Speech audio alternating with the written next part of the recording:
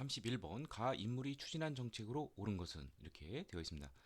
나라 안의 서원과 사멸을 모두 철폐하고 이렇게 되어 있습니다. 자, 서원과 사멸을 모두 철폐했다 이 말이 나온다면 바로 이것은 흥선대원군의 개혁이 되겠죠. 바로 흥선대원군의 그러한 개혁의 내용에 대해서 물어보는 것인데 흥선대원군의 가장 큰 개혁의 목표는 왕권을 강화하는 것이 목표였습니다. 그래서 비변사를 없애고 그 기능을 정무 업무는 의정부로, 그 다음에 군무 업무는 삼군부를 부활시켜서 담당케 하였습니다. 자, 그 다음에 이제 왕실의 권위를 높이기 위해서 경복궁을 다시 중건했고, 여기에는 이제 중건 과정에서 재정상, 노역 이런 문제로 백성들의 이제 원석을 산 것도 있습니다. 그렇지만 흥선대원군 이전에 가장 큰 문제였던 이 삼정의 문란, 삼정에 대한 개혁을 잘 추진했는데요. 자, 어떻게 했느냐? 자, 전정은 양전 사업을 해서 토지를 조사해서 은익된 토지를 색출해내서 바로 거둬들이고요. 조세를 거둬들이고, 그 다음에 군정은 양반에게도 군포를 부과하는 호포제를 실시하고요. 이건 뭐 동포제라고 불리우죠. 그 다음에 환공 문제는 지역 주민들의 공동 출자에서 운영이 되는 바로 사창제 실시를 통하여서 해결하였습니다. 요 세 가지. 따라서 정답은 바로 5번이 되겠고요. 자, 나머지는 어떠한 인물과 관련되어 있는지 살펴보도록 하죠. 나선 정벌. 이 나는 이제 러시아를 말하는 것인데 이를 위해서 이제 조총 부대를 파견한 그러한 인물은 바로 효종의 업적이 되겠죠. 효종의 그 북벌을 위해서 키웠던 어영청의 그런 조총수부들을 두 차례 1654년과 1658년에 보내어서 그 성과를 거두었습니다. 그 다음에 청과의 경계를 위해 백두산 정계비를 세웠다. 서위압록 동이 토문. 자, 이것은 숙종 때죠. 1712년. 자, 그 다음에 신유박해로 많은 천주교인들을 처형하였다. 신유년 1801년인데 이것은 이제 어린 순조 때 이제 섭정으로서 이제 그 정순왕후에 의해서 주도적으로 이루어졌죠. 그다음에 대전 통편을 편찬하여 통치 체제를 정비하였다. 자, 대전 통편으로 편찬한 사람 법전 이것은 바로 정조의 그러한 업적이 되겠고요. 이 3번과 4번은 만약 흥선대원군과 관련이 좀 비슷한 게 있다면 흥선대원군은 병인박해 1866년 그 다음에 대전 통편이 아니라 대전 회통이라면 흥선대원군도 해당이 되겠습니다. 다음 32번 가 지역에 있었던 사실로 옳지 않은 것은 자 여기 보면은 어디 지역 이렇게 돼 있는데 여기 1일차에 보면은 대동문이라는 것이 나옵니다. 또 보통문도 나오고 을밀대 부병루 그 다음에 고구려 안학궁 자 안학궁 이게 바로 어디죠? 평양에 대한 것이죠. 바로 평양의 역사를 물어보는 것이 되겠습니다. 자, 그러면 하나씩 뭐 살펴보도록 해야 될 것 같은데, 자 하나씩 보도록 하죠. 자, 제 1차 미소 공동위원회가 열렸다. 1946년 3월에 제 1차 미소 공동위원회가 서울 덕수궁에서 열렸죠. 덕수궁 석조전에서 열렸죠. 그래서 서울이 되겠고, 자, 두 번째 안창호가 신민의 여인인 안창호가 민족 교육을 위해 대성학교를 설립하였다. 예, 요게 정답이 되겠네요. 이게 이제 평양에 설립을 한 것이고 같은 회원인 이승우는 평북 정주에 오산학교를 세웠습니다. 자, 평양의 대성학교 잘 알아두고요. 뭐 하나 더 있다면 뭐 숭실학교도 있죠. 자, 그다음에 고무공장 그러니까 이제 틀린 걸 찾는 거니까 정답은 바로 1번이라는 걸 쉽게 알 수가 있고요. 자, 고무공장 노동자 강주룡이 노동쟁이를 전개하였다. 일제시대 때 여성 노동자 강주령이 노동쟁이를 전개한 곳이 바로 이 을밀대 첨화대에서 있었죠. 예. 공중 농성을 한 것이죠. 예. 을밀대 지붕에 올라가서 이제 한 것이고, 그 다음에 제너럴 셔머너가 관민들에게 불태워진 거, 대동강으로 올라서 평양 주민들에게 불태워졌죠. 예, 이것도 역시 평양이 되겠고요. 나중에 이제 신미양요의 그 원인이 되겠고요. 조만식 등을 중심으로 물산 장려 운동과 관련된 바로 조선 물산 장려회가 바로 평양에서 시작을 했죠. 예, 그래서 전국으로 확산이 되었습니다. 자, 그래서 정답은 1번이 되겠고요. 다음 33번 밑줄근 조약에 대한 설명으로 옳은 것은 이번에 우리 측 대표 신원과 일본 측 대표 구루다가 조약을 체결했다는 건 그렇다네. 작년에 일어났던 운요 사건, 바로 포함 외교인 이 운요 사건. 그래서 위협을 가해서 바로 이루어진 것이 바로 강화도 조약이죠. 정식 명칭은 조일수호 조유규인데,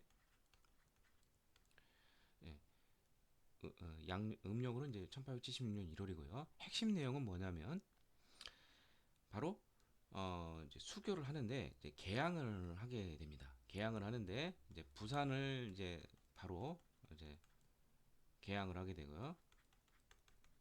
그 다음에 나중에 추가로 두 곳을 개항하게 되는데 원산을 하고 그 다음에 인천을 또 더 나중에 하게 되는데 바로 이 두 곳을 이미 이때 이제 규정을 하였습니다. 바로 최초의 근대 조약이자 불평등 조약인데, 자, 어떤 것이 이제 불평등하느냐? 강화도 조일수호 조교회는 바로 바로 연안 측량권과 그다음에 또 하나가 바로 영사 재판권 또는 이제 치해 법관이라고 하죠. 이러한 불평등한 내용도 담고 있습니다. 자, 그럼 하나씩 보도록. 그러면 정답은 결국 4번이 되겠네요. 부산의 두 곳의 경향장이 설치되는 결과를 가져왔다. 예. 자, 나머지 보도록 하죠. 방공령을 선포할 수 있는 조항을 명시하였다. 자, 이것은 이 강화도 조약 조일수 조규가 맺어지고 그 다음에 약 6개월 뒤에 그 후속 조약이 있게 됩니다. 그게 바로 조일수호 조규 부록과 조일수호 조규 무역 규칙이 있는데, 거기에 보면은 이제 그 조일수호 무역 규칙에 보면은 그걸 이제 통상장정이라고 많이 부릅니다. 그러니까 좀 헷갈릴 수가 있긴 한데 이 통상장정이라고 무역 규칙을 하는데 바로 이 통상장정 무역 규칙에 양국의 무제한 유출이 가능했습니다. 그래서 이게 문제가 심했는데 그래서 이 문제를 해결하기 위해서 이제 끊임없이 조선은 노력을 하다가 1883년에 바로 조일수 무역 규칙을 개정하게 됩니다. 그러니까 이걸 뭐 이제 조일 통상장정이라고도 하고, 이제 저는 이제 엄밀히 말하면 이제 개정된 것이다 이렇게 저는 부를게요. 하여튼 이 조일 통상장정에 양국의 무제한 유출 문제를 해결하기 위해서 방공용 조항을 넣었습니다. 지방간이 곡물 유출을 막게 하는데, 근데 이제 뭐 일본 측에 뭐 통고를 해야 된다는 그러한 조항이 나중에 이제 문제가 되는 것이죠. 다음 메가타가 재정고문으로 부임하는 근거가 되었다. 자, 이것은 1904년 8월에 체결이 된 1차 한일 협약이 따른 것입니다. 여기에 따라서 일본은 이제 재정 고문과 이제 외교 고문을 외국인으로 이제 보낼 수 있는 근거가 나오는데, 그에 따라서 재정 고문으로 메가타가, 외교 고문으로는 친일 미국인인 스티븐스가 부임하게 되었습니다. 고문 정치가 이루어진 것이죠. 다음에 외국에 대한 최국 대우를 처음으로 규정하였다. 자, 이것은 1882년에 체결이 된 바로 조미 수호 통상 조약이 되겠습니다. 예, 이때 바로 이 최애국 대우라는 불평등한 내용이 이때 처음 규정이 되었는데 일본하고는 이거는 없었어요. 근데 나중에 여기 나온 조일통상장정 개정했을 때 우리 측이 방공령은 얻었지만 또 하나가 이제 조일 수호조규 무역 규칙에 따르면은 이제 무관세였는데 미국하고는 이제 관세를 거둘 수가 있었어요. 협정 관세라서. 그래서 일본에게 또 이제 요구를 해서 그것을 이제 바꾸게 되긴 했지만 대신 이제 최애국 대우를 일본이 얻어가서 우리가 큰 타격을 받게 되죠. 그 다음에 고종이 헤이그 특사를 파견하여 그 부당성을 알고자 했다. 자, 이것은 우리나라가 사실상 주권을 상실하는 바로 외교권을 박탈당하는 바로 을사조약과 관련이 되어 있죠. 예. 그래서 이 부당함을 알려고 헤이그 특사를 1907년에 파견하였지만 오히려 이것을 빌미로 해서 고종이 강제 퇴위당하고 한일 신협약이 체결이 되었습니다. 다음 34번 가에서 라를 일어난 순서대로 옳게 해나이라는 것은 자 이것은 개항기의 정치적 격변의 그러한 연대기를 물어보는 문제인데요. 자 가를 보면 의정부에서 아르기를 암으로 설치하는 데서 어쩌고 저쩌고 이렇게 쭉 되어 있는데 이 아문의 명칭은 통리기무아문으로 한다. 바로 통리기무아문의 설치인데 자 이것은 1880년 12월에 구성이 되었는데요. 강화도 조약 이후 이제 개항 이후 개화 정책을 총괄하기 위한 것입니다. 그 총괄 기구고 이 밑에 그 기능에 따라서 12사를 두었습니다. 다음 대원군에게 군국 사무를 처리하는 명이 내려지자 대원군은 거래서 거처하여 오군영 군사제도를 복구하라는 명령을 내려 군량을 집어넣었다. 그리고 난병들을 물러가라는 명을 내리고 대파면했다. 군인들이 난을 일으켰죠. 바로 이것은 이모군란이 되겠습니다. 이때 흥선대원군이 원래 실각을 했었지만 다시 재집권을 하게 되죠. 1882년 6월에 이제 이 난리가 일어났었죠. 청해 개입으로 결국 대원군은 다시 실각하고 압송되었죠.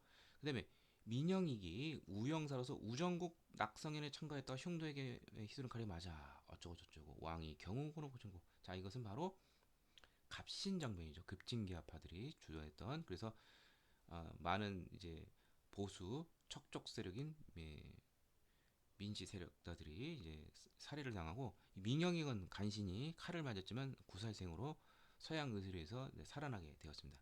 이거는 이제 갑신정변이 되겠습니다. 급진계합파들이 빨리 근대국가를 수립하려고 좀 일본을 끌어당겨서 일본의 지원을 받아서 이제 무리하게 좀 정변을 일으켰었죠. 자 이게 1884년 12월에 있었고요. 그 다음에 김윤식이 영국 총영사 아스톤에게 검은도를 점거한 지 3개월이 경과했을 뿐 아니라 이렇게 되어 있죠. 바로 영국이 검은도를 불법 점령한 사건, 바로 검은도 사건이 일어난 해가 되겠네요. 이게 1885년에 있었습니다. 3년간 불법 점령했는데 러시아의 남하를 견제하기 위한 것이죠. 그렇다면 순서가 그냥 내리쭉이네요. 가나다라. 그래서 정답은 1번이 되겠습니다. 35번 가나 사절단에 대한 설명으로 옳은 것은 자, 이 문제는 개항 이후 외국에 가서 문물을 배워 갖고 올 수 있도록 보내는 그런 걸 보통 우리 시찰단이라고 그러죠. 근대의 시찰단에 대한 것이 되겠습니다. 자 여기 뭐 나이 많은 사람인데 나는 누구누구로서 학생과 기도자를 인솔하여 청으로 갔다.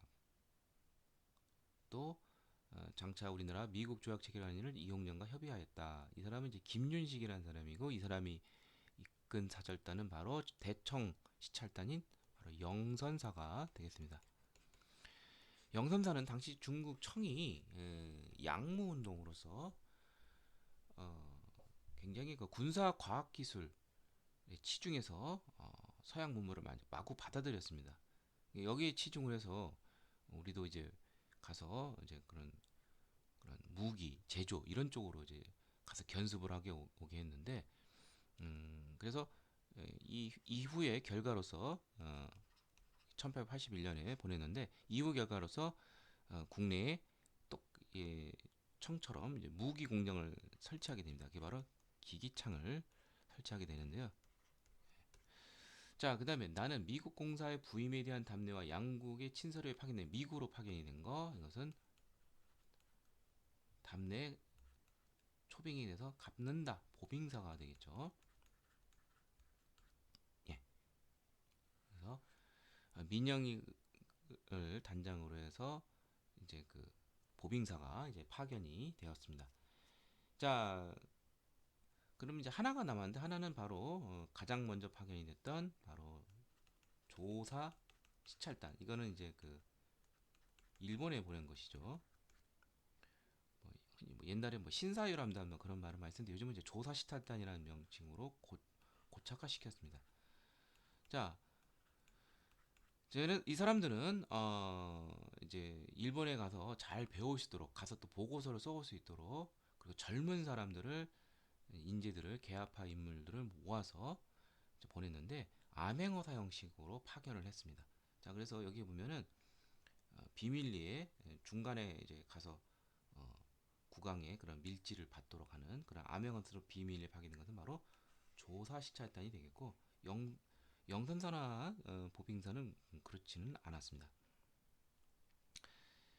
자, 그러면은 정답은 바로 2번이 되겠네요. 영선사. 무기 공장인 기기창 설립의 계기를 마련하게 됐죠. 영선사가.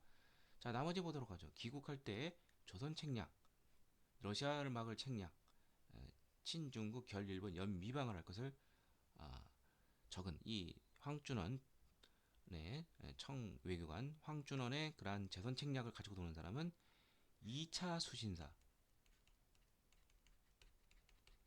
파견이 된 이제 김홍집에 의해서인 것이죠. 예. 1차는 이제 김기수인데 강화도 조약 체결 직후 1876년에 파견이 됐는데, 예전에는 이제 통신사라고 했었죠. 예. 그때는 우리가 신의를 이제 뭐 인정을 하고 우리가 이제 상전으로서 갔는데, 이번엔 거꾸로 우리가 수신사가 되면은 그것이 아니라 일본이 마치 이제 근대 문물을 수용한 상전처럼 우리가 가서 이제 배우는 뭐 그러한 형태. 그래서 나중에는 이제 뭐 박영효가 가서 이제 뭐 성격의 그러한 사절의 성격의 수신사로 파견이 되기도 했었죠. 다음에 보고 들은 내용을 해동 제국기로 나눴다. 제가 아까 이제 통신사라고 그랬었죠. 예. 그래서 이제 통신사가 보통 이제 1607년 일본과 이제 다시 국교를 재개를 하면서 했는데, 조선 전기에서도 이제 통신사라는 말을 썼습니다. 예. 그러니까 세종 때 이제 일본과 이제 본격적인 교역 국교가 이제 이루어지게 됐었죠. 통신사로 파견했던 유명한 이제 신속주가 갔다 오면서 남긴 그런 기획문이 되겠습니다.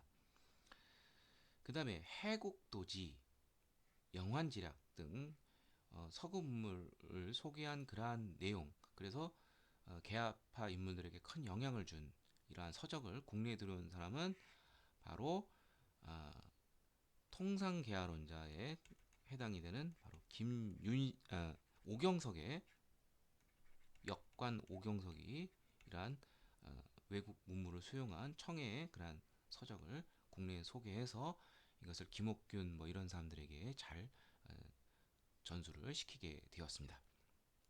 자, 그래서 사절단 영선사에 대한 설명으로 맞은 것이 바로 2번이 되겠습니다.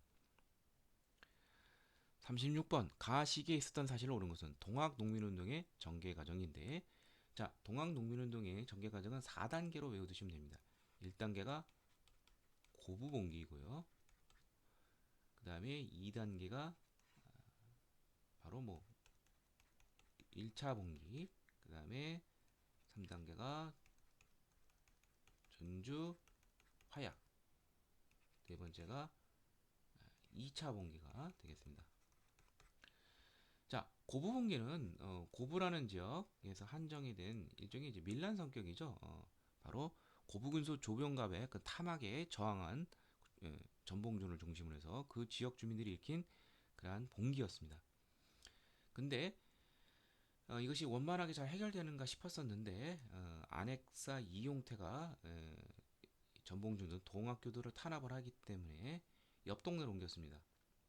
그래서 이제 당시 호남 지역의 동학교들, 남접백, 뭐 김계남, 손아종 이런 사람들이 모두 모여서 무장해서 다시 일어나고 이제 고부 쪽으로 이제 진격을 하게 되죠. 그리고 바로 백산 창의소를 이제 경문을 발표하면서 이제 본격적으로 하나씩 다 호남 지역을 석권하게 됩니다. 그래서 맨 처음에 이제 황토현 전투에서 전라도 가명군을 물리쳤고요. 그 다음에 황룡천에서는 정부 중앙 경군 홍계훈이 이끄는 이 경군을 무찌르게 되었고 전주를 점령하였습니다. 다급한 나머지 정부는 청나라 군대를 이제 원군을 중했고 텐진 조약에 따라서 일본군도 들어오게 됩니다. 그러자 동학교도들은 할 수 없이 이 외세가 개입하는 것을 막기 위해서 청일 양국군의 철수와 패정개혁, 잘못된 정치 이것을 개혁할 것을 요구하면서 정부와 강화를 하게 됩니다. 그러면서 농민들의 자치행정기구인 집강소가 이제 설치가 되었습니다. 자, 그런데 청군은 철수로 나가는데 일본군은 철수를 거부를 하고 돌연 경복궁을 점령하고 그다음에 청일전쟁을 일으키며 갑오개혁도 강요하게 됩니다. 자, 이 경복궁 점령 이걸 통해서 동학교도는 항일 구국투쟁으로 나가서 다시 한번 일어나게 된 것이 바로 2차 봉기인데 이때는 호남 지역의 동학교도뿐만 아니라 충청도 지역, 호서 지역의 손병희를 중심으로 하는 북적 군대까지 이제 논산에서 이제 집결을 해서 북상을 했는데 바로 공주 우금치에서 바로 관군과 또 신식 무기로 무장된 일본군에 의해서 패배를 당하였습니다. 그러면서 동학농민운동은 실패로 끝났습니다. 자, 이 순서를 잘 알아두시기를 바랍니다. 그렇다면 여기 보면은 자, 여기 뭐 백산봉기 나와 있죠. 이거 1차 봉기 때이고 1차 봉기 과정에서 이제 황룡천 나왔죠. 그다음에 남북조비 논산에서 직격을 했다. 2차 봉기죠. 그러면은 여기에 나올 수 있는 것은 바로 전주화약에서 시작을 해서 예, 뭐 경복궁 점령 뭐 이런 거 청일전쟁 발발 이런 것 등이 나오면 되겠죠. 자, 그래서 정답은 바로 1번이 되겠습니다. 정부와 농민군 사이에 전주화약이 체결이 되었습니다. 자, 그럼 나머지는 어떤 시기인가 살펴보도록 하죠. 교조신혼. 교조라는 건 이제 그 종교를 창시한 인물이죠. 동학을 창시한 인물은 바로 최재우인데 혹세 무문의 그러한 명목으로 이제 처형을 당했는데 이 억울함을 풀어주는 교조신혼 운동이 1894년 가보년 이전인 1892년에서 1893년 요 사이에 교조신혼 운동이 있었습니다. 집단 상소를 하게 되는데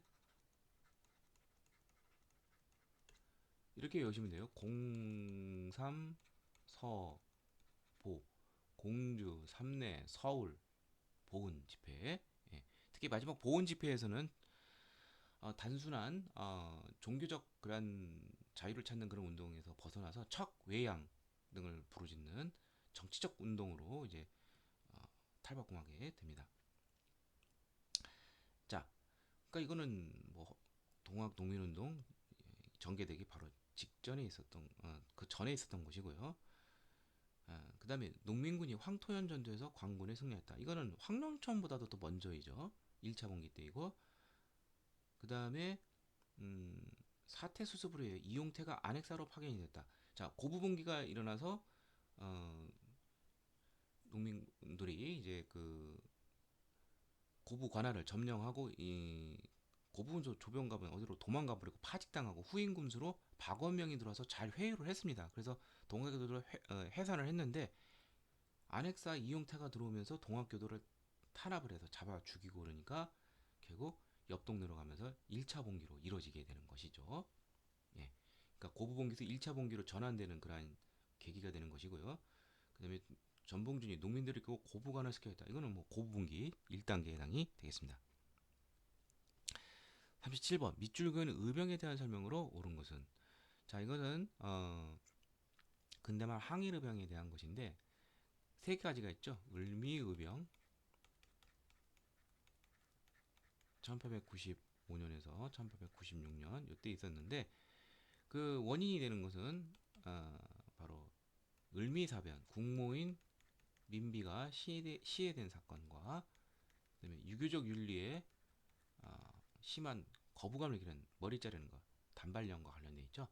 주로 위정 척사 운동 계열의 사람들이 주도를 했는데 대표적인 사람이 유인석, 제천의 유인석, 그다음에 춘천의 이송 이런 사람들이 있습니다. 그러니까 여기 보면은 유인석 나오죠. 국모의 원수를 갚고 뭐 이렇게 되어 있죠. 자 그래서 정답은 바로 1번이 되겠고요. 을미개혁 중 이 단발령 시행이 굉장히 신체 발부는 수신지문에서 굉장히 중요시했는데 바로 이를 해치는 그러한 일본의 그런 강요와 관련이 되어 있죠. 개혁. 그 다음에 이제 두 번째 단계가 바로 을사의병이 있습니다. 이것은 을사조약하고 관련이 되어 있는데 외교권을 발탁을 당하는 바로 을사조약. 사실상 나라가 망한 거나 마찬가지죠.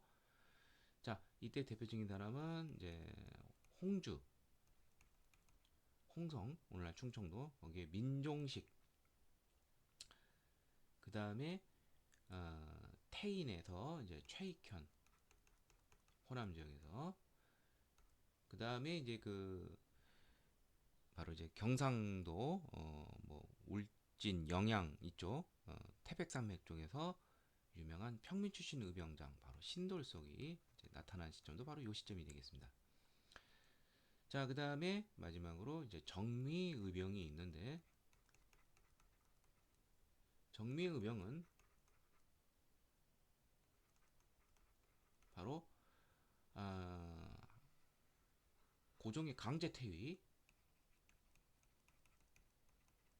그다음에 또 하나가 바로 당시 그 한일 신협약의 부속 각서로서 바로 군대를 해산시키는 것이 있었죠. 그래서 해산된 군인들이 합류를 해서 전쟁이 좀 더 조직화되고 그리고 또 하나 알아둘 것이 이제 서울 진공 작전이 이제 추진되기도 하였습니다.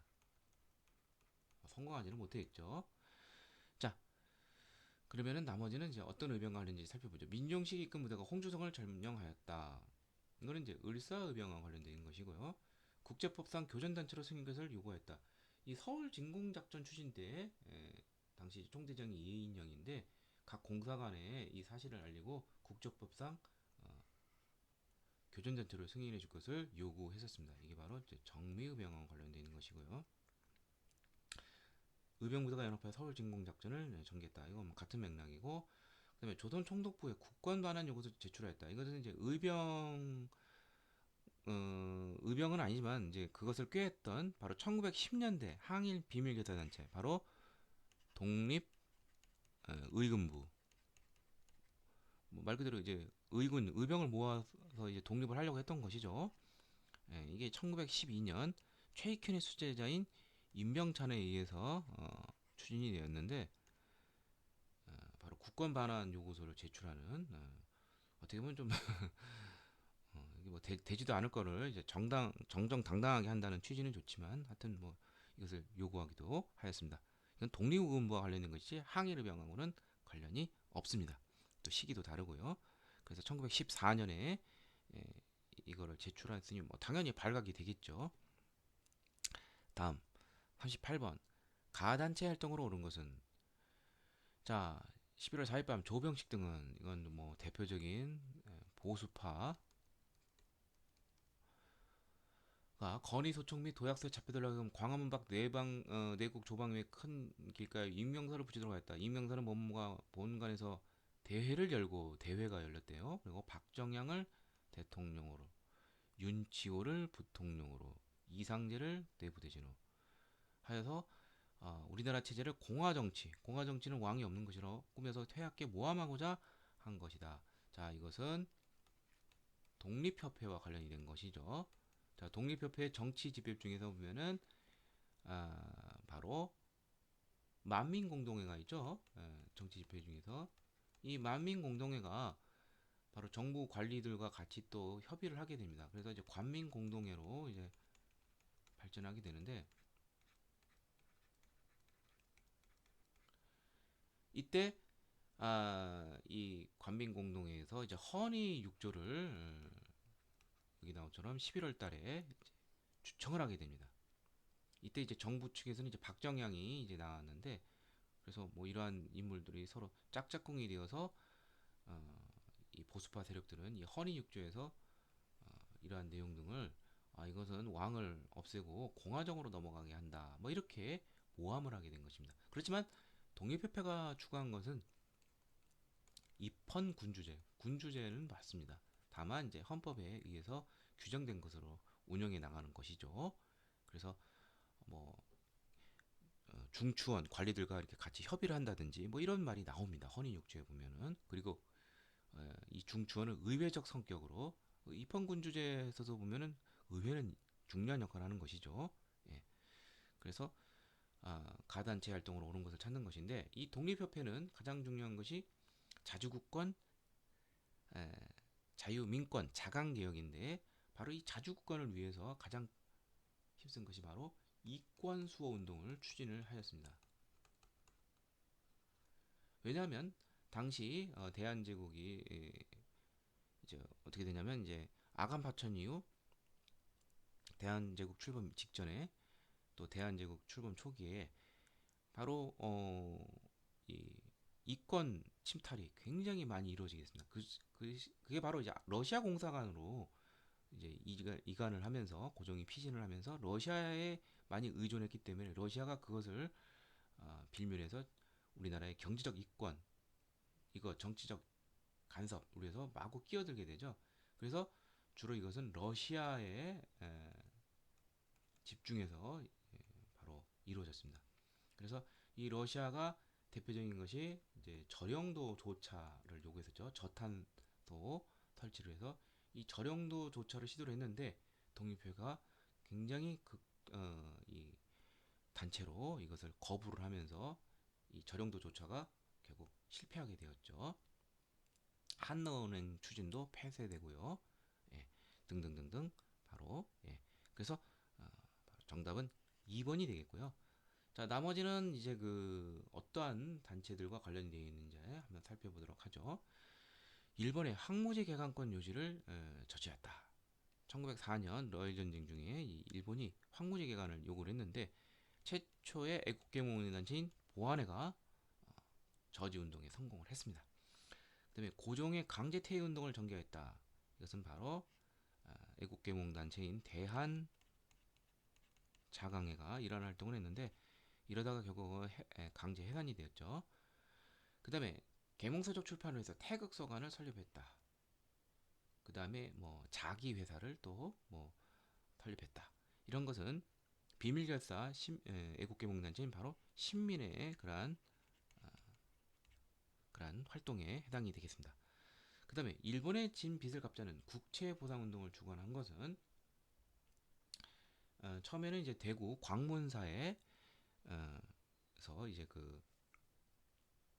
이제 시작을 했는데, 이것이 좀 더 조직적인 전국적 조직으로서 이제 이루어진 것이 바로 국채 보상 기성회라는 단체가 이제 총괄을 했고, 여러 언론들의 후원을 받았습니다.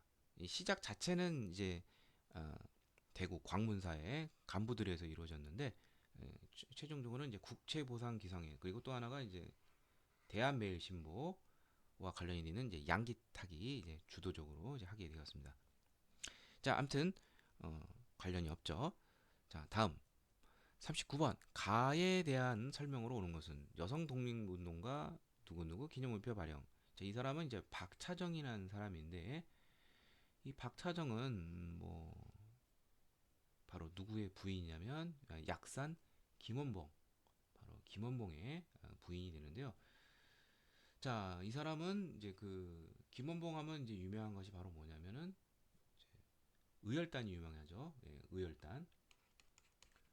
개인 테러 뭐 성격의 그러한 대일 강력한 투쟁을 했다면은, 근데 이것이 이제 조직적으로 이제 전환할 것이 필요했죠. 그래서 나온 것이 당과 군대인데, 당으로는 민족혁명당이 있죠. 뭐 줄여서 민혁당이라고 그러고, 그다음에 군대로서는 바로 본격적인 관내 중국 본토에서 조직이 된 우리 한인 무장단체인 바로 조선의용대가 있습니다. 바로 이 조선의용대를 물어본 것이죠. 그래서 조선민족전선연맹 산하, 그러니까 이 조선민족전선연맹 산하는 민혁당이 여러 좌파 계열의 단체들과 어떤 연대적 성격의 그러한 바로 말 그대로 연맹이 되는 것이죠. 뭐 사실상 민혁당이라고 봐도 뭐 무관합니다. 그래서 이 산하의 군사적이 바로 조선의용대가 되겠고 여기서 이제 투쟁을 했다 이렇게 되어 있습니다. 바로 조선의용대에서 물어보는 것인데 정답은 바로 이 5번이죠. 중국 관내, 중국 본토를 말하는 것이죠. 관내라면 이제 만주 지역이 나오겠지만 최초로 항인 무장 부대였는데 중국 국민당의 지원을 받았습니다. 따라서 활동이 이렇게 뭐 자유롭지 못하고 직접 전투에 참여하는 것도 아니었어요. 그래서 여기서 이제 그 국민당 말고 중국 이제 공산당이 있죠. 이 공산당들은 화북 지역 연안이라는 곳에 몰려 있고 이 공산당과 관련된 것이 이제 팔로군이라는 군대가 있죠.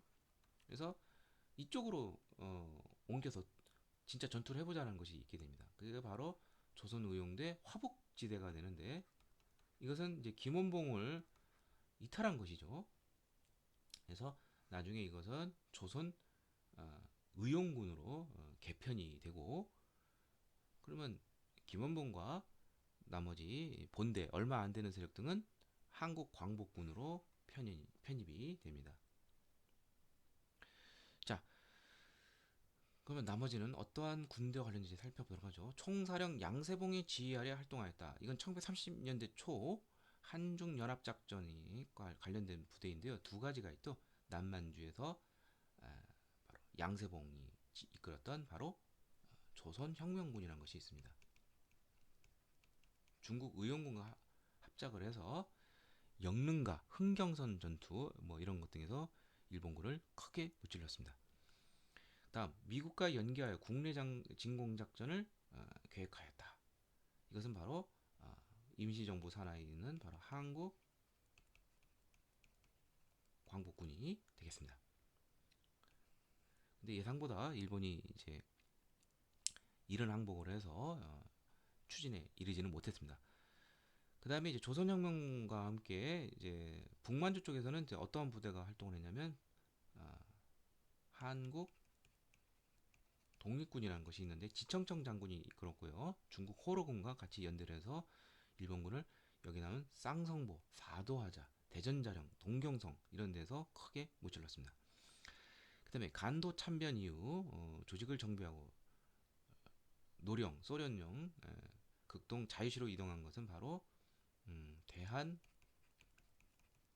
독립 군단입니다. 말 그대로 군단이죠. 청산리 전투에서 이제 여러 독립군 부대들이 합작을 했습니다. 홍범도가 이끄는 대한독립군, 김자진이 이끄는 북로군정서, 뭐, 뭐, 뭐 등등등등. 그 외에도 뭐 신민, 뭐 천주교회 통해 뭐 신민군이라든지 뭐 안무가 이끄는 부대, 최진동이 이끄는 부대 등등등등 여러 독립군 단체들이 청산리 대첩에 참여해서 큰 승리의 기쁨을 맛보았는데 일본의 보복으로 간도 참변을 당하자 결국 여기를 떠날 수밖에 없죠. 그리고 자신들을 지원했던 소련의 약속을 믿고 대한독립군단을 창설해서 총재는 이제 서일이 되는데 같지만 결국 자유시 참변에 끔찍한 비중유적 탄압을 받고 결국 뿔뿔이 흩어지게 되는 것이죠. 네, 그것이 바로 대한독립군단이 되겠습니다. 다음 40번 다음 공고가 발표된 이후 대한민국 임시정부 활동을 오는 것은 이 문제는 대한민국 임시정부가 헌법을 몇 번 개정을 하게 됩니다. 5차례 어떤 시기에 해당하는 거니까 이것을 물어보는 것입니다. 자, 원래는 이제 상해에서 이제 대한민국 정부가 시작을 했는데 1919년 9월에 이제 노령의 대한국민의회 그 다음에 국내에 있었던 한선정부 이런 것 등이 다 통합이 돼서 1차 개헌을 하게 됩니다. 1919년. 자, 이 1차 개헌에서는 이승만을 뭐 대통령으로 해서 대통령제죠. 대통령 뭐 중심제라고 볼 수 있는데 하여튼 대통령제로 했다가 아, 이제 이승만을 탄핵을 하고 뭐 그 이유는 뭐 위임 청원도 있고 뭐 자금 문제 뭐 이것을 뭐 전용을 했다 뭐 하여튼 뭐 그런 것 등등등 또 국민 대표 회의라는 것이 열리면서 많은 인사들이 임시정부에 실망을 느끼고 많이 나가게 됩니다. 그래서 이걸 바꾸게 되죠. 이게 바로 이제 2차 개헌이 되는데 이게 1925년입니다. 네.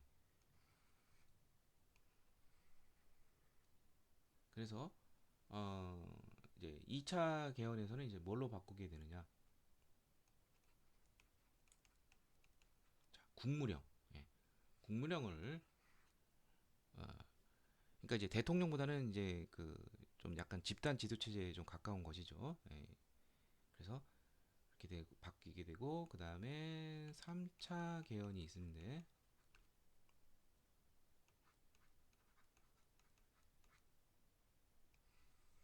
이건 더 이제 갈수록 위상이 약해져요. 예. 단일 지도 체제도 좀 더 여러 사람들이 운영이 되는 이제 뭐 일종의 뭐 집단 국무위원 중심의 집단 지도 체제. 강력한 리더십이 안 나오겠죠. 그러다가 이제 보통 이제 전쟁 같은 게 나오고 그러면 이제 단일 지도체가 되죠. 중일 전쟁이 일어나면서 결국 충칭으로 이동을 하고 충칭에 정착한 다음에 바로 여기 나오는 이 개헌이 있게 됩니다. 그래서 바로 주석제로 그래서 단일 지도 체제로 바뀌게 됩니다. 여기는 이제 김구가 강력한 리더십을 발휘하게 됐죠. 자, 여기 보면은 국무위원회의 주석과 국무위원을 모두 의회에서 선출하여 종전에 국무위원끼리 주석을 호선하는 제도를 폐하고 국무위원회 주석은 일반 국무까지도 처리하는 총리격을 가졌다. 단일 지도체가 되는 것이고 거기다가 군대를 총감하는 권리를 설정해서 일종의 또 국가원수격을 가지게 되었다. 바로 주석제. 그러니까 1940년 이제 정확히 말하면 이제 9월 이제 개헌을 하게 10월에 개헌을 하게 되는데 바로 그 이후에 임시정부의 활동을 찾는 것이 되겠습니다.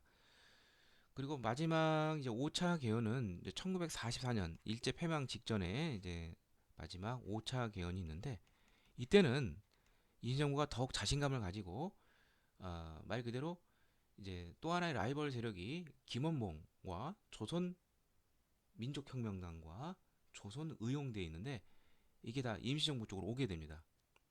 그러면서 좀 더 이제 그 연립 내각적인 성격이 되면서 그래서 어, 주석, 부주석제가 되는데 주석은 뭐 한독당의 김구가 되고 부주석은 민혁당 쪽에 김규식이 맡게 되었습니다.